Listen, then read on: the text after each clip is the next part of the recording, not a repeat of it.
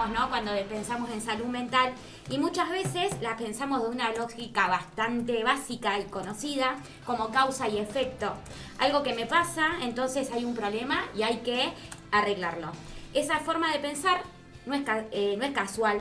Y durante mucho tiempo la ciencia y también la salud funcionaron así, en busca de una causa puntual para explicar lo que nos pasa. Pero con el tiempo eso empezó a quedar corto porque la vida no es tan ordenada ni tan lineal, y así aparece otra forma de pensar, que es el paradigma de la complejidad, que nos propone algo distinto, que no somos una sola cosa, que no, lo que nos pasa no tiene una única causa y que hay algo que mirar entre las interacciones, los procesos y el contexto. Es decir, entender que la salud mental no se explica, se construye. Así cambiamos la forma de pensar y también cambiamos la forma de abordarla, y para eso pensarla no solo desde la teoría, sino desde la experiencia. Y hoy nos acompaña Luciano Grasso, psicólogo, profe de la UNICEN, fue director local y nacional de salud mental. Así que bienvenido, Luciano, muchas gracias por estar. Bueno, muchas gracias a ustedes por la invitación. Por favor. Yo lo primero que quiero como introducir es ¿qué vino a cambiar realmente la ley de salud mental en el 2010? Bueno, depende cómo lo miremos. Algunos pueden decir que cambió mucho y otros que cambió poco, porque está bastante poco implementada la ley, lamentablemente. Gran parte de lo que dicen los principales artículos de la ley hoy no se están cumpliendo en la mayoría de los lugares del país. Entonces, si lo miramos desde ese punto de vista, de política pública, si se quiere, real, concreta, y presupuesto, etcétera, no cambió mucho. Pero, como se suele decir, a veces se habla del espíritu de la ley, ¿no? Como las leyes tienen un espíritu. Pero digo, el objetivo de la ley, el paradigma que plantea la ley, tiene que ver con ese cambio que vos resumiste muy bien recién, que es pasar de una mirada en donde la salud mental y física se dividían, y entonces cuando hablamos de salud en general, pero en realidad estamos hablando del cuerpo, y lo mental siempre quedó como por separado, ¿no? Como que es un problema que tienen algunos pocos y que en realidad hace que no sabemos bien por qué se comporten de manera rara, y lo que es raro es peligroso, y lo que es peligroso tenemos que tratar de alejarlo, ¿no? Entonces la lógica manicomial de separación de lo físico y lo mental, biologicista, porque el problema es cerebral, entonces descontextualizado. Bueno, ese paradigma, de alguna manera, la ley de salud mental lo que viene a decir es, bueno, esto hay que dejarlo de lado. ¿Por qué? Porque en realidad los problemas de salud mental nos atraviesan a todos. La salud mental no es la enfermedad, sino es justamente poder tener, bueno, podemos ver muchas formas de definirlo, pero en principio poder tener la capacidad de sentir bienestar y de poder afrontar los malestares con otros, co-construir salud mental con otros. Por lo tanto, estamos hablando de derechos humanos, ¿no? Estamos hablando de algo que es colectivo. Eso creo que es lo que plantea de fondo la ley de salud mental, paradigma de la complejidad, vinculado a los derechos humanos, y de una sociedad, por lo tanto, que le importe el otro, básicamente, ¿no? Porque los derechos humanos no es que, viste que se suele decir, el derecho de uno empieza donde termina el del otro. No podría, es bastante individualista esa frase, ¿no? Podríamos decir al revés. En realidad el derecho humano empieza junto con el del otro, porque no es sin el derecho del otro, ¿no? Claro. No puedo decir que tengo mi derecho garantizado si no está el del otro. Entonces, la ley de salud mental también plantea este paradigma, el de más de la complejidad, diríamos el de la solidaridad. ¿Por qué subrayo esto?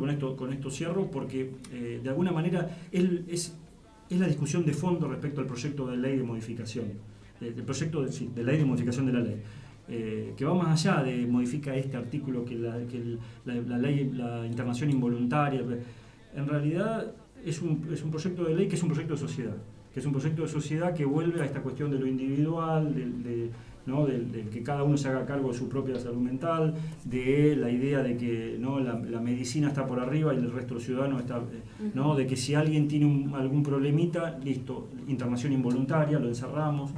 Digo, entonces es una discusión más de fondo que me parece que es la lucha que hay que poner sobre la mesa. Claro, a eso un poco, cuando pensé la columna y que venías vos y eso, lo pensé también de decir, bueno, ¿cómo vamos a discutir una modificación? Sí, entiendo que mucha gente no sabe bien qué es lo que propone la ley de salud mental y qué derechos tenemos, entonces me parece que antes de empezar a debatir los cambios, hay que empezar, o todavía que sería lo más puntual que tenemos que fortalecer de esta ley que rige, como para poder sí después dar otros debates, pero a veces siento que se habla mucho desde lo que se escucha y no se tiene en cuenta realmente qué es lo importante de esta ley, qué es lo que sí podemos empezar a charlar, en que hay cosas que se puedan modificar. Esta ley salió en el 2010, lo que trabajamos un poco también en territorio, sabemos que es necesario algunos cambios, pero porque la sociedad también fue cambiando.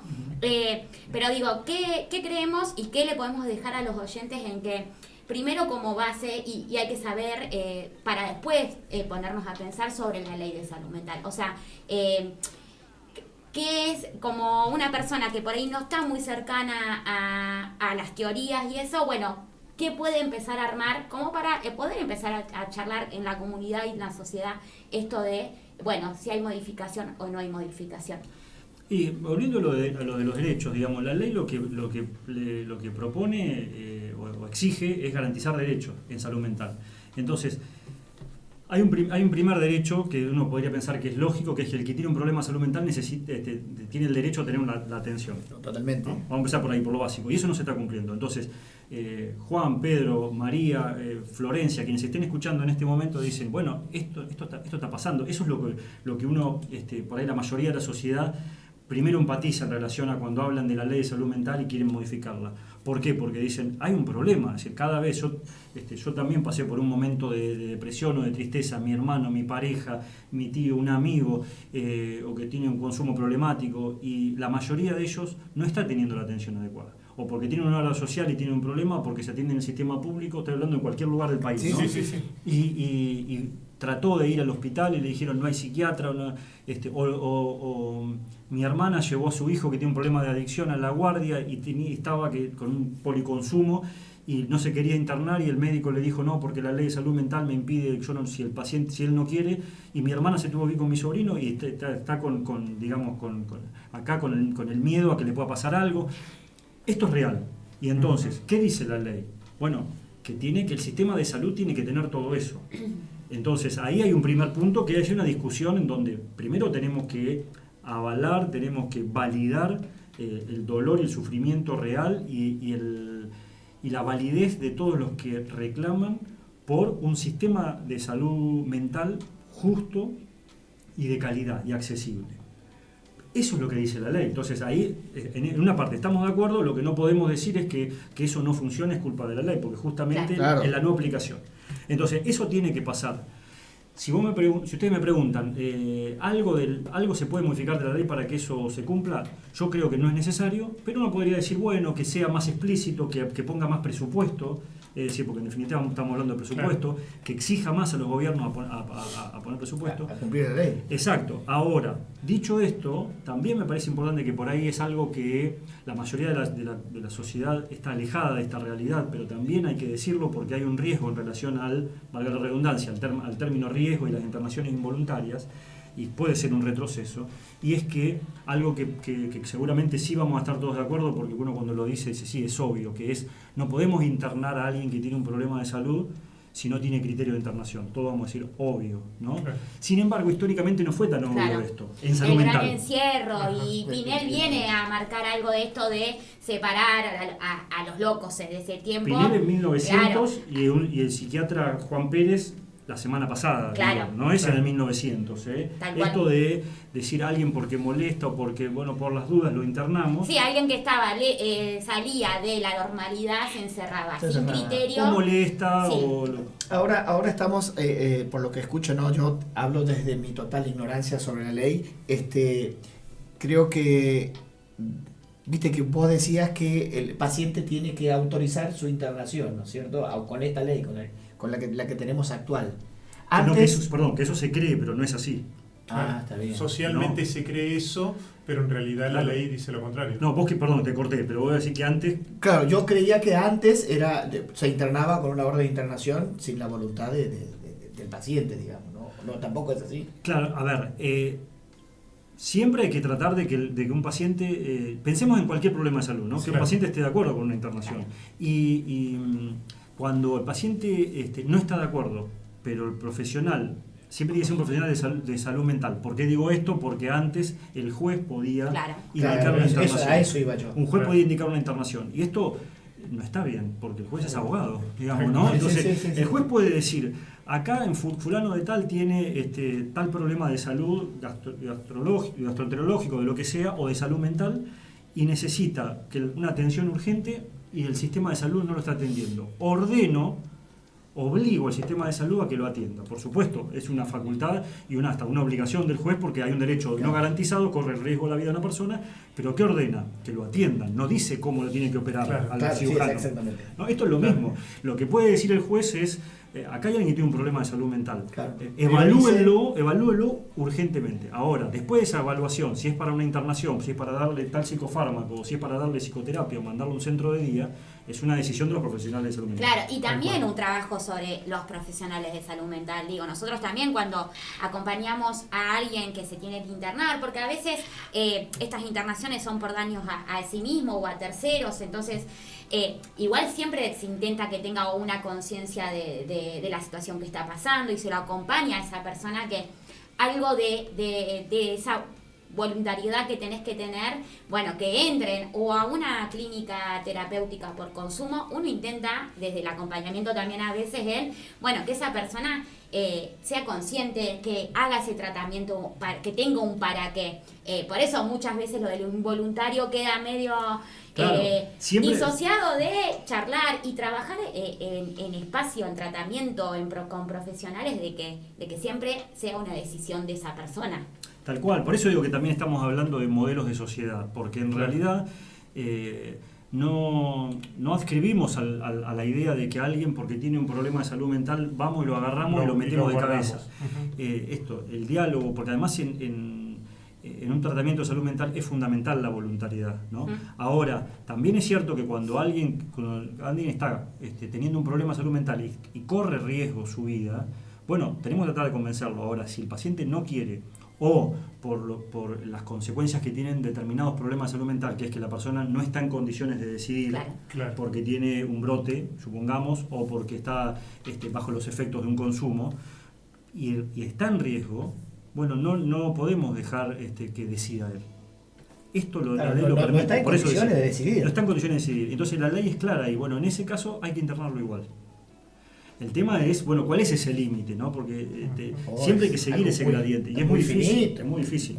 Pero los profesionales formados y que además tienen conocimiento de que la ley se los permite, están en condiciones de decidirlo. De hecho, yo siempre sostengo lo mismo para todos los que dicen hay que cambiar la ley para que se permitan las internaciones involuntarias. Cuando uno va a cualquiera de los hospitales generales que hoy, que no son muchos, pero que internan por motivos de salud mental, vamos al Santa Marina y preguntamos, de 100 internaciones que tuvieron salud mental, ¿cuántas fueron voluntarias y cuántas fueron involuntarias? Y más o menos la mitad son involuntarias.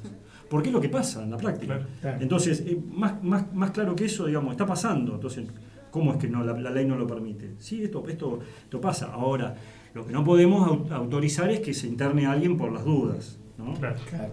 No, porque está mal y entonces no quiere atenderse y bueno, vamos a internarlo, así digamos, lo obligamos. No. ¿Cuándo no? Esos casos. ¿Cuándo sí? Cuando vemos que por el problema que está teniendo de salud mental corre riesgo su vida si en ese momento no lo internamos. Pensemos en ejemplo, un intento de suicidio. Claro. Alguien que intenta suicidarse, no lo logra, lo llevamos a la guardia del hospital. Se hace una evaluación, ahí los profesionales saben qué preguntar, y lo que se observa es que todavía esa persona sigue teniendo una ideación suicida. Entonces, si yo le digo, te voy a dar un turno con el psicólogo, tenés que venir mañana, y capaz que mañana no llega, porque se fue, todavía está con... Entonces, lo internamos, ahí es un caso. Por más que me diga que no quiere, lo tengo que internar igual, porque si no estoy haciendo mala praxis. Porque es probable que se suicide. Ese es un ejemplo. Un brote psicótico, alguien que está delirando, alucinando, esa alucinación, ese delirio, hay que lograr bajarlo con medicación, eso tarda un tiempo. En ese, mientras tanto, tiene que estar internado. Porque si no puede salir y puede seguir con sus alucinaciones y se puede matar. O puede matar a alguien, o un consumo problemático, alguien que no para de consumir. Esos son los puntos en general en consumos problemáticos donde más se debate este punto, ¿no? Claro. Porque vos a veces te podés encontrar con que en la guardia está alguien que tiene un consumo problemático, pero que en ese momento justo no consumió. pero vos tenés una evaluación por parte del familiar, del profesional tratante, de otros actores que dicen, no, pero ¿qué viene pasando? Y vino de caravana hace 15 días, no para de consumir, robó para comprar la droga, se subió a la moto y estaba drogado, digamos, pues, bueno, estoy poniendo un ejemplo, ¿no? Sí. Esa es una situación en donde en ese momento está descompensado y no, pero si yo lo dejo que se vaya y la próxima, capaz que más tarde, vuelve a hacer algo de todo lo que acabo de mencionar, pero mata a alguien o se puede matar o puede tener una sobredosis, es un criterio de internación por más que el paciente no quiera. Todos los ejemplos que acabo de decir, la ley actual permite una internación, se llama internación involuntaria. Sí, y sumo también, haciendo un poco antes de la ley de salud mental, ahora, y con esto también tengo otra pregunta, es que antes una internación se pensaba casi para siempre, y hoy por hoy, a partir de la ley de salud mental, lo que siempre se piensan, una vez que vos tenés criterio de internación, se empieza a trabajar en que esa persona sea externada, o sea, lo antes posible también, poder tener el tratamiento o en un momento en agudo, y los profesionales empiezan a pensar en cómo esa persona también se externa. Dicho esto, ¿cómo crees que hoy, en esto, si miramos la salud mental desde lo social, lo psicológico y lo biológico, que a mí a veces me pasa también de cómo trabajamos con personas así, están en la calle, no tienen que comer, digo, no solamente impacta en nuestra psiquis, sino que impacta, y lo miramos desde ese lugar, desde el contexto. Entonces, bueno, también digo, ¿cómo crees que podemos empezar desde lo mínimo, y los que estamos o los que están escuchando, de poder empezar a ver cómo podemos como comunidad empezar a acompañar eso? Porque no es solamente una crisis de una persona con un brote, sino que es lo cotidiano, es el día a día, es el que no tiene trabajo, es el que no tiene para comer, el que no tiene a qué darle de comer a sus hijos y se mete en una venta de un consumo, porque lo vemos y pasa. Entonces, bueno, ¿cómo podemos empezar a hacer una vueltita como para poder empezar a mirar el otro, que es lo que tanto relatamos y decimos? Sí, es muy buena la pregunta, porque siempre decimos, bueno, hay una adentro y una afuera, ¿no? El hospital y la internación es una adentro que tiene que ser momentáneo y que muchas veces se prolongó, y hay gente que está viviendo en hospitales por el paradigma de la peligrosidad en gran medida, pero también en parte porque en un punto, aunque suene paradójico, está contenido. ¿Por qué? Porque la internación tiene que ser breve, como decías vos, Micaela. Tiene que ser breve porque en realidad alguien no tiene que vivir en un hospital, tiene que estar solo el tiempo que sea necesario de vuelta, porque en ese momento, si está afuera, corre riesgo. Cuando ese riesgo cede, el paciente debería ser externado.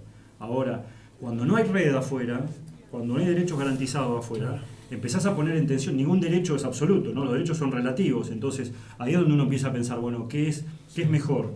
¿No? Bueno, lo mejor obviamente es que alguien viva en la comunidad y no en un hospital. Pero, ¿qué comunidad? ¿No? Basaglia, el primer psiquiatra que desmanicomializó en Trieste, decía: la ciudad cura. Las personas tienen que estar en la ciudad porque la ciudad cura. Hoy podemos preguntarnos, ¿la ciudad cura? O la ciudad enferma también, ¿no? Entonces digo, ¿qué tenemos que hacer? Y en principio hay algo que nos excede, que es, digamos, tiene que haber políticas públicas que garanticen derechos humanos. En la medida en que alguien no tenga un derecho humano garantizado, no tiene salud mental. Exacto. Vamos a empezar por ahí. Entonces, pero bueno, no quedarnos solo con eso, ¿no? Entonces, tratar de ser más inclusivos, digo, porque cuando compartimos nuestra vida cotidiana, más directa o indirectamente, con alguien que tiene un problema de salud mental, también ahí tenemos una responsabilidad. También ahí nosotros, ustedes, pueden tener la posibilidad de hacer cumplir o no hacer cumplir la ley. Si yo lo trato como un sujeto de derechos, y bueno, de alguna manera estoy haciendo cumplir la ley, estoy tratando de impedir que pueda tener una recaída, o por lo menos influir para que no tenga una recaída, vuelva a tener una internación. Yo creo que estas son las cuestiones que también nos tienen que interpelar, ¿no? Claro. Y eso estamos hablando de un compañero de trabajo, estamos hablando del vecino que sabemos que tuvo una internación, estamos hablando de un familiar, ¿no?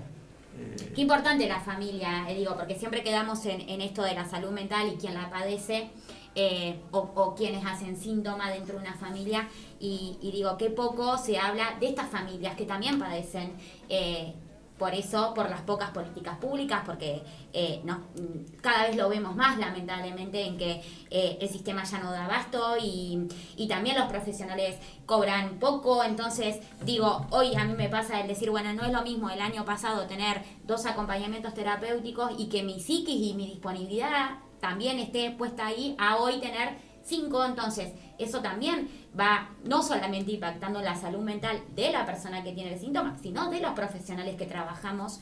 Y digo, con las familias creo que se ve poco un sostén y que hay lugares también, digo, para esas familias. ¿Por qué? ¿O qué crees que pasa en este pasaje de el paciente, ¿no? Y la familia, que muchas veces se resisten? ¿Qué crees que es? ¿O porque también hay algo ahí en el que no se pudo elaborar la familia? ¿O cómo también podemos mirar a las familias en general? Sí, por supuesto que hay distintos tipos de situaciones, ¿no? Pero en principio lo que no podemos hacer es culpar a las familias, ¿no?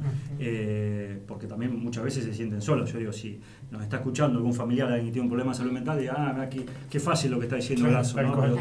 Porque con lo que se encuentran muchas veces en esto de volviendo a este pasaje de la internación a la externación, en esto también de los derechos que no son absolutos, es que se supone que lo que hay que hacer es externar al paciente. Ahora, eso tiene que ir de la mano de una red en donde el sistema de salud tiene que garantizar esa complejidad de los cuidados, esa estrategia terapéutica ampliada, que muchas veces hoy falla. Entonces el familiar a veces dice, no, pará, no me lo mande así porque yo, ¿qué hago? Claro. ¿Qué hago?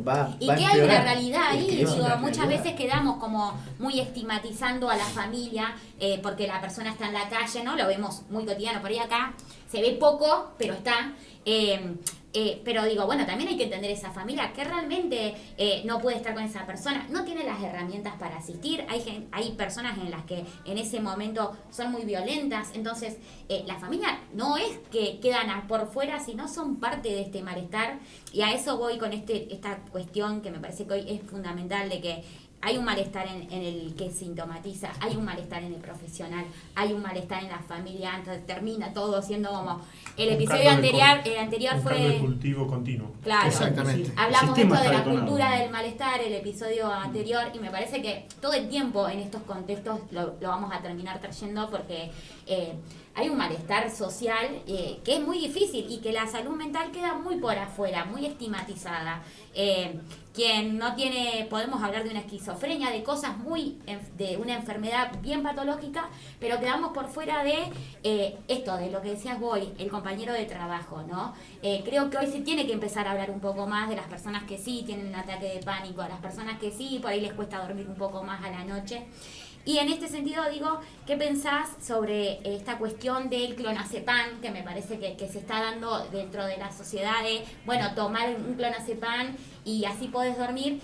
Y me parece que hay algo ahí que también nosotros como profesionales de la salud tenemos que empezar a ver, bueno, cómo acercamos también de que no es la solución la pastillita, y que podamos empezar a hacer una prevención, una promoción sobre estas nuevas formas de atender la salud mental, desde un amigo a, bueno, tomá 1 miligramo y está bien. Me parece que hoy por hoy se siente mucho eso y bueno, me parece que está bueno que nos pueda dar tu mirada.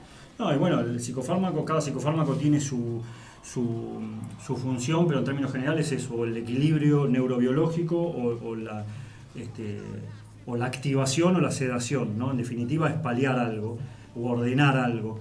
Y en realidad, ¿qué síntomas, no? Y en realidad los síntomas, que podemos decir el malestar, para el lado que dispare el malestar, lo que necesita en realidad es cuidado, yo diría cuidar y curar, ¿no? Y cuidar y curar volvemos a lo mismo, podemos hacerlo cada uno de nosotros, digamos. Nosotros podríamos tener el efecto del psicofármaco, digamos, nosotros reemplazar el psicofármaco. ¿Cómo esto? Mirando al otro, cuidándolo, teniendo actos de cuidado, siendo empáticos. La empatía. La empatía, digamos, ver qué le pasa al otro. Me parece La escucha. la escucha, ¿no? Tratar de, si yo sé que mi compañero no está del todo bien, ¿qué puedo hacer para tratar de, bueno, quizá puedo ofrecerle una escucha y eso puede ser una vía, está espectacular. Quizá eso no se dé, pero yo puedo darle una mano de otra manera. Si falta, preguntarle qué le pasa, tratar de promover bienestar y aliviar malestares, más allá de que, por supuesto, de vuelta, esto no quiere decir no responsabilizar a quien tiene una principal responsabilidad para tratar de promover una sociedad mejor, que es el Estado, ¿no? Y en realidad el que tiene que empezar por la empatía y por el cuidado y por tener actos amorosos, si se quiere, es el Estado. Y estamos en momentos difíciles, ¿no? Claro, es que lo que hay es la crueldad, lo que hay es la crítica, lo que hay es el sálvese quien pueda. Claro, es que creo que la idea es que el poder reinsertarlos en la sociedad, pero ves si la sociedad no está. No está porque lamentablemente no sé si tanto entrando en lo personal de cada persona, no, o sea, sino que lamentablemente estamos viviendo en un momento en el que realmente se instaló sálvese quien pueda. Entonces como que cada uno, yo el otro día estaba escuchando de los beneficios, por ejemplo, que tenía, bueno, justamente el frenar un momento del día para meditar, lo que era la salud mental, y el que estaba hablando dice, pero lamentablemente esto se lo puede ver hasta como un privilegio, dice, porque alguien que está corriendo para poder llevar la comida a la casa, ¿cómo le voy a ir a explicar a que frene 15 minutos al día a respirar y a meditar? Entonces creo que hay realidades que nos superan como sociedad en ese sentido. Y bueno, justamente los que creemos en un Estado, creemos que eso también es parte fundamental del Estado. O sea, Siempre. cuando la gente por ahí, mucho de lo que se creyeron el verso de que el Estado no sirve para nada, ¿sí? No, es que para eso está el Estado, por ahí para esas cosas que no se ven. Y sobre todo para priorizar los más desfavorecidos, digamos, Claro. los que más lo necesitan, porque quizá el que tiene un poder adquisitivo que le permite, bueno, yo corto toda la tarde, ¿no? Corto la tarde, salgo a correr, yo hago está tantos perfecto, kilómetros, le hace está bien a su bárbaro, salud tal mental, cual. pero hay otros que no pueden, pero tampoco hay que naturalizar que no pueden, digamos, porque Claro. el cuidado, por supuesto que ahí, por eso, ahí tiene que estar el Estado para emparejar para arriba, para tomar el que está más abajo y levantarlo. Claro. Pero también hay que promover lo que se llama la agencia, algunos dicen empoderamiento, una palabra por ahí discutida, pero sí de no naturalizar que yo, porque trabajo 2 horas, no tengo derecho a cuidar mi salud mental, a dedicarle a mi salud mental, porque, digamos, si no nos posicionamos, bueno, hasta que se la banque, digamos, ¿no? Que hay un poco ese discurso hoy por hoy, esto, ¿no? Como, bueno, en los discursos de que es pobre el que quiere, todo eso termina impactando en nuestra autonomía, en nuestra subjetividad, porque es así, si la mitad o más de la mitad de la sociedad se siente mirado como esto del descarte, y si no llego a ser una persona productiva y la subjetividad está agarrada al capitalismo totalmente, bueno, ¿cómo podemos empezar a creer de que algo es posible si todo el tiempo el discurso está haciendo esto de que la salud mental es desigualdad, es de privilegios, y quedamos bastante en una encerrona trágica?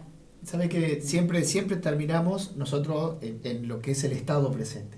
Todas las charlas terminan en que el Estado tiene que estar en todas las funciones y todo lo que le atañe a su sociedad, y muchas veces a los que más lo necesitan. Como hablábamos recién, ¿no? Hay muchísima gente que no puede ni siquiera comprar el clonazepam. No sabe que tiene una ley que los protege. Aunque la ley todavía no funcione en su totalidad, hay herramientas que pueden paliar ese dolor, así se dice, ¿no? Porque debe ser realmente, yo he tenido suerte, gracias a Dios, y todavía no me ha tocado, pero eso no significa de que no me vaya a tocar, ¿eh?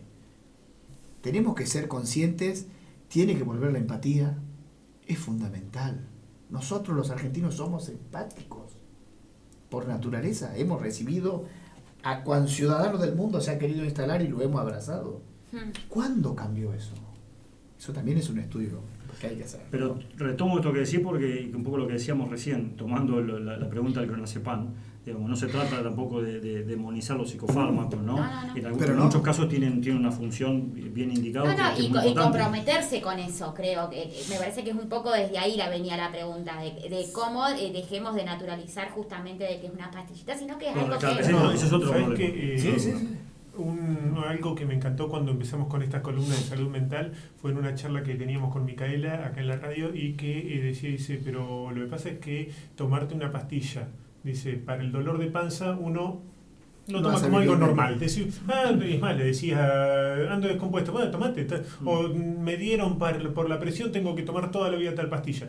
Y como que uno lo naturaliza. Ahora, cuando estamos hablando de salud mental, como que si pastilla, no, está loco. Sí. Listo. Se Lo mandaron demonizado. Creo que nuestra generación pasó de que lo que era cuando yo era chico, que te decían tenías que ir al psicólogo, y decías, estabas loco. Hoy en día, con los psicólogos, como que ya nos amigamos socialmente, ¿no? Como que todos hacen terapia, ya lo toman. Ahora, te mandan a un psiquiatra, estás al horno.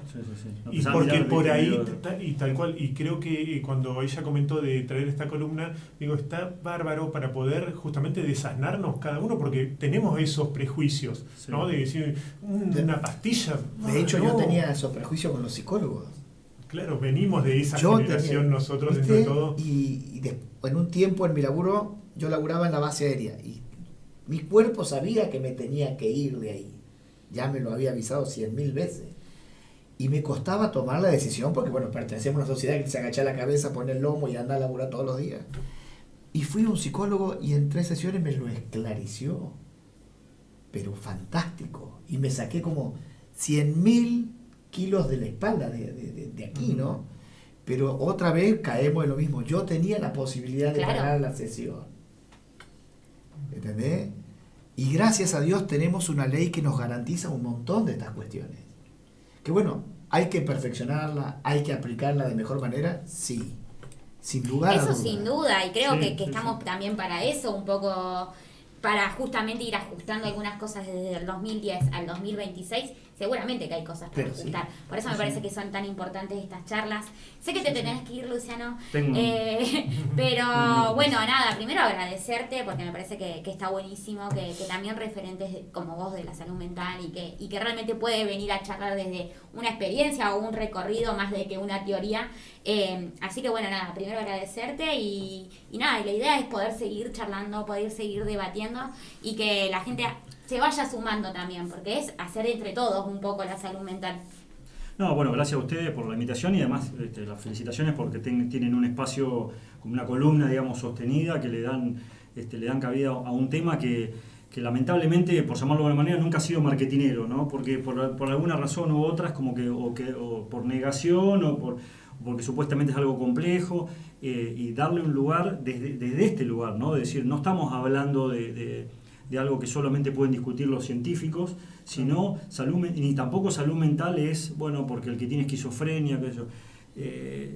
Salud mental es lo que cada uno de nosotros tiene, lo llevamos con nosotros, y lo que mejor podemos hacer es darle bolilla, digamos, no naturalizar ciertas cosas, tratar de en algún momento reflexionar, ¿qué me pasa? ¿No? ¿Por qué estoy así? ¿Estoy bien? ¿No estoy bien? ¿Qué emociones tengo? Y con el otro, como decíamos hoy, con el de al lado. Che, como lo veo raro, lo veo mal, lo veo más triste, lo veo más ansioso. Eso es fundamental y para eso no necesitamos psicólogos ni psiquiatras. Claro. Para eso, digamos, tenemos que empezar por la base y además tenemos que convencer a mayor cantidad de gente de que cuide su propia salud mental y de quien tiene al lado. Entonces, en ese sentido, digo, un programa de radio parece que es fundamental para poder llegar a que la salud mental atraviese a toda la comunidad y que de esa manera también vamos a contribuir a que se cumpla la ley, porque en definitiva, en salud, no solo en salud mental, en salud, un modelo comunitario de salud, lo que busca no es que el sistema esté funcionando muy bien y prolijito para recibir a personas enfermas. Lo que tenemos que lograr es que la persona no se enferme. Claro, que no llegue ahí. Claro, que haya la mayor cantidad de salud posible. Y eso parte justamente de estas pequeñas cosas. Lo que vos dijiste, ¿no? El psicólogo estaba loco, no. Vos tenías un problema y fuiste y de alguna manera te ocupaste de tu salud mental. Sí, me ayudaron a resolverlo. Exacto. Pero digo, también por esto del que cambia la palabra padecimiento y patología, capaz que lo escucharon, claro, que forma parte, sí. Padecimiento o problema, podemos hablar, ¿no? Un problema de salud mental. ¿Por qué? Porque si ampliamos ese término, vos tuviste un problema de salud mental. Sí, claro. ¿No? Y te hace distinto, vos tenías un problema de salud mental, lo reconociste y dijiste, yo necesito ayuda. y por supuesto no te lo resolvió el psicólogo. Vos decís, lo ponés en el poder de él. Tuvo un rol muy importante. Sí, totalmente. Pero si no hubieses puesto vos ahí... Sacó a la luz algo... Claro, él que esclareció no. lo que yo necesitaba saber. A veces es con un psicólogo, también hay que marcar esto porque si no todos necesitamos psicólogo. A veces sí, y a veces es pudiendo hablar con alguien y diciendo y si pruebo haciendo tal otra cosa que no estaba haciendo, si pruebo a salir a caminar o cambiar, o ponerle límites a alguien que no estoy pudiendo poner límites y me estoy dando cuenta que por no ponerle límites me está haciendo mal y ahora tengo que ir y marcarle algunas cuestiones, ¿no?